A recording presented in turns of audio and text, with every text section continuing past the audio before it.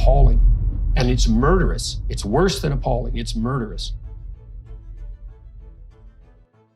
For example, with Trudeau's recent attack on the Canadian farmers, he's an enemy of the oil and gas industry. It's an utter and absolute bloody catastrophe. Jordan Peterson's voice echoes with revelation as he suddenly shares shocking details about Trudeau that reverberate through the collective consciousness. Looks like there's a very high probability that that will occur. And then that's really as far out as we've looked. So that'd be March of 2023. And God only knows what shape the world's going to be in at that point. There's hardly any sense in planning out past that because everything is in such flux. There's no predicting the future. The Conservatives in Canada have served historically alternatively to lead Canada, competing with the Liberals primarily at the federal or national and provincial or state level. Although the Liberals, their primary opponents, have been more historically successful. They've served more terms.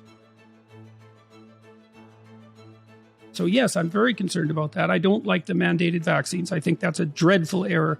I think it's a terrible mistake. And I think it's an indication of failure of policy, especially in a country like Canada, because everybody could just go to the pharmacy and get the vaccines.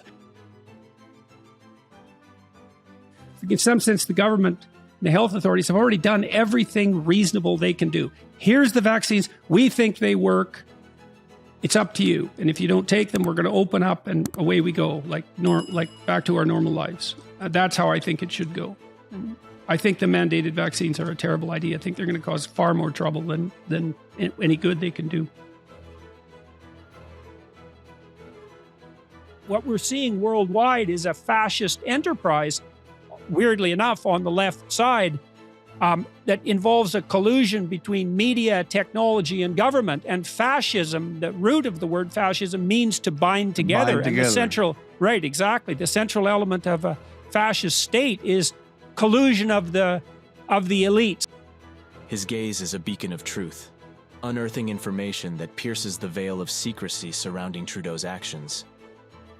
The eradication of any checks and balances, and that's reminiscent to me of the desirability of that is reminiscent to me of Trudeau's express admiration for the Chinese Communist Party and its efficiency in moving forward, let's say, on the environmental front, something that he's expressed explicit admiration for. And I would also say that's hurting Canada's international reputation in ways that Canadians just don't seem to realize, including among moderate liberal types. If the Dutch government is bringing the police and the military to bear on the farmers, why are the police and the military cooperating? Because my sense, for example, in Canada was that among the military and the police, there was a tremendous amount of support for the Canadian truckers, fundamentally, because they're the same people, all things considered. The world's upside down when Dutch farmers are protesting and Canadian truckers take the political lead. I mean, something's seriously gone astray. Well, first of all, when Canada is even interesting and, on the political scene. And I would say the same thing in some sense about Holland. I mean, there are few countries I've ever visited that are more deeply civilized in the most positive possible sense than Holland. It's an absolutely amazing country, an incredible balance of beauty and freedom and order. And that's so difficult to attain, and broad public trust and all within that great acceptance of wide difference and wide range of individual potential for action. It's an amazing thing that you people have accomplished, as people like Ayaan Hirsi Ali have been at pains to point out. And the same can be said on a somewhat lesser scale of Canada. But then when you see the people who are in fact the competent, hardworking backbone on the manual labor and productivity side, the truckers and the farmers rise up and say, government has become so intolerable that we can no longer do our job, then everyone who's awake in the least, whether they're on the right or the left, should wake up and think, oh my God, the people who normally do nothing but put their nose to the grindstone are complaining.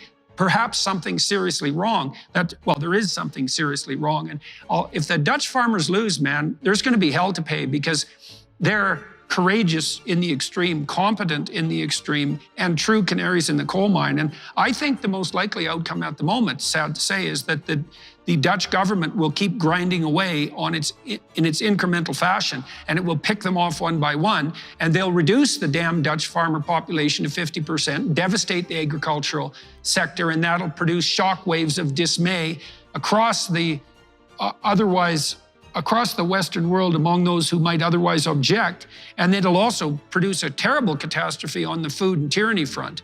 So this is a watershed moment as far as I'm concerned. His words evolve into an expose, a resounding revelation that shatters preconceived notions and demands society's attention. I've thought about a political career at different points throughout my whole life, literally starting when I was 14. In fact, that's what I thought I would do when I was 14. I worked for a political party in Canada. It was a socialist party, as it turns out. And I had that option open to me when I was very young. But I figured out when I was about 16 that I didn't really know anything. And so I had ideas, and I was capable of functioning in the realm of ideas and putting them forth, even then, I would say, in a somewhat compelling manner. But I figured out, partly because I had worked with a lot of small business people, and also on the board of governors of this little college I went to. Now, one of the ways that Mussolini defined fascism, which I think is quite interesting, is the integration of corporation and state. Okay, so let's talk about the media, the legacy media in Canada. $595 million salary subsidy in the last 4 years. $1.2 billion annually for the CBC, which has also been it's also been recommended to the CBC that they decrease rather than increase their reliance on private advertising. $60 million pandemic-specific emergency support fund, $10 million special measures for journalism top-up for 2021 and 22. And then the recent request by the Toronto Star, and I hope I get this right, which is probably the loudest rag in the country beating the Trudeau drum, for $60 million, describing a $30 million annual shortfall in their operating budget. And so, here's the thing I think that Canadians are faced with at the moment that's so awful. It's related to this press-government collusion issue. The typical Canadian is someone who's believed for years in the reality of peace, order, and good government, right? Our constitutional principle, and that our fundamental institutions were essentially reliable: government, education, media. Let's say you could count on them to at least try to tell the truth under most circumstances. And so Trudeau now is facing them with a very difficult choice, which is, you either believe that all of those institutions have become corrupt and unreliable in a profound and frightening way, and that now includes the banks, or you can believe that there's a handful of protesters who have far-right ties and can be justly demonized. And I suspect for many Canadians, it's easier to believe the latter, especially when that's what the Prime Minister and his cronies are saying, than the former, even though, unfortunately, and I say this as someone with a fair bit of respect for fundamental institutions and wish that they would operate properly, unfortunately, the former has proved itself, perhaps in the last 2 weeks, to be far more true than even the most cautious of us and worried of us might have predicted even a month ago. As the world listens, Peterson's voice becomes a clarion call for deeper exploration, sparking debates about the implications of his startling disclosure. We need to go back to the fundamental biochemistry, because we need to understand how important a role our own perceptions of our hierarchical position is in our emotional regulation. So you have a mechanism that's unbelievably ancient and deep, very embedded inside your psychophysiology, that marks where you are in a given hierarchy. And it determines how much negative emotion and how much positive emotion you feel. And it's not under voluntary control. It's one of the fundamental control mechanisms of the brain. And the reason I made the case that it was 1/3 of a billion years old was to try to indicate just exactly how widespread and powerful this mechanism is. And it helps understand, for example, why people are so hurt by status reduction. I suspect it might have been because I do think, like I've seen over the last 2 years, in particular 3 years, particularly in Canada and the US, that many political types are turning away from the legacy media and its emphasis on appearance to the new media and its ability to deliver content. And I think it will differentially reward people who are the real thing. It's very hard to be fake for 2.5 hours on YouTube in a spontaneous conversation. And I think the people who are inclined to be fake won't even do those interviews because they'll just exhaust themselves.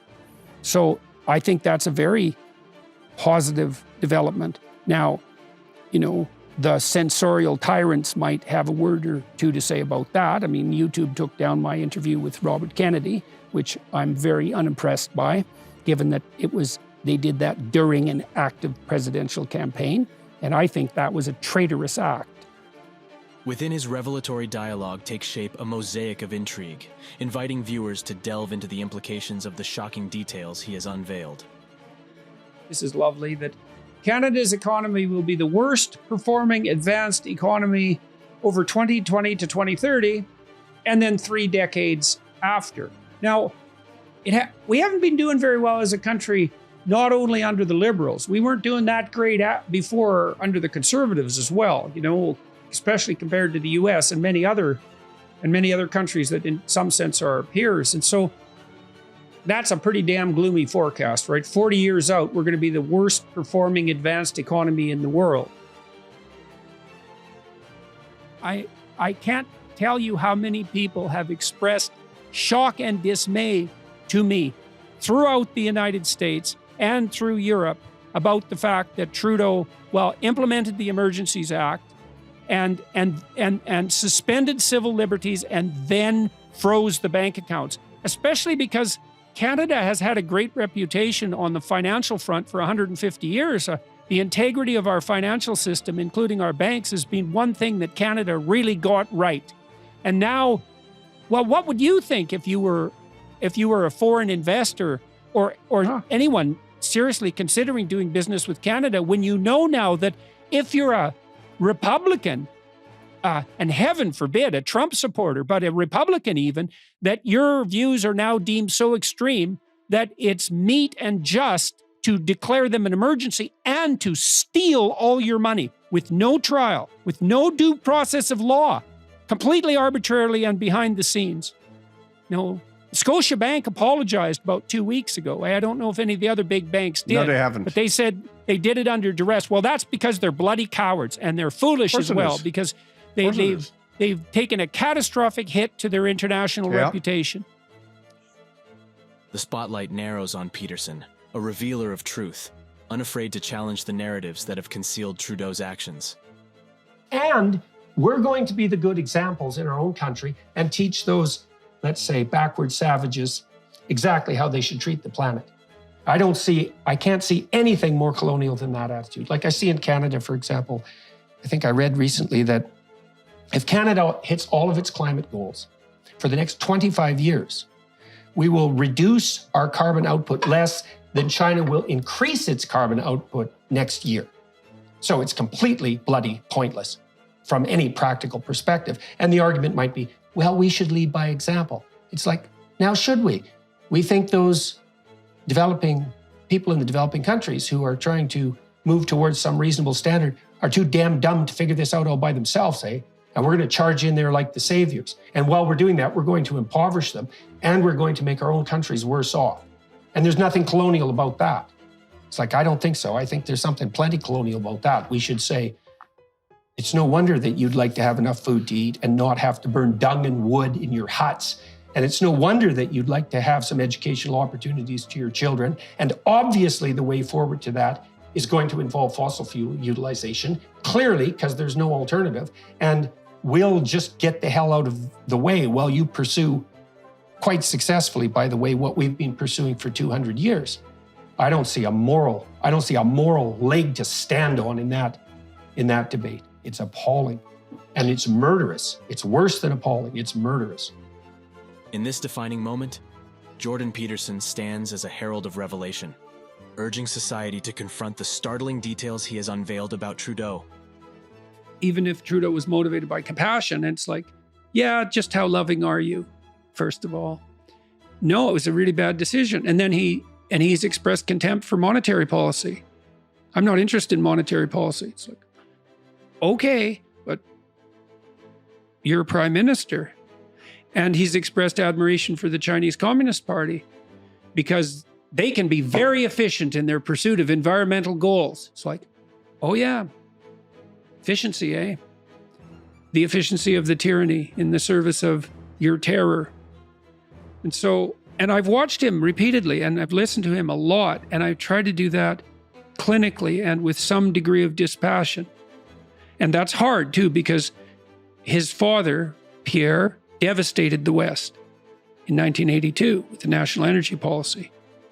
And Trudeau is doing exactly the same thing again. And so as a Westerner as well, I have an inbuilt animus, and one that's well-deserved, because Central Canada, especially the glittery, literati elite types in the Ottawa, Montreal, Toronto triangle, have exploited the West and expressed contempt for the West far too much for far too long. And that's accelerating at the moment, for example, with Trudeau's recent attack on the Canadian farmers.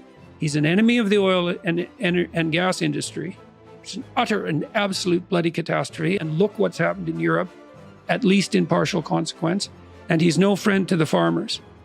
So I've tried to steelman him, I try to put myself in the position of the people that I'm criticizing.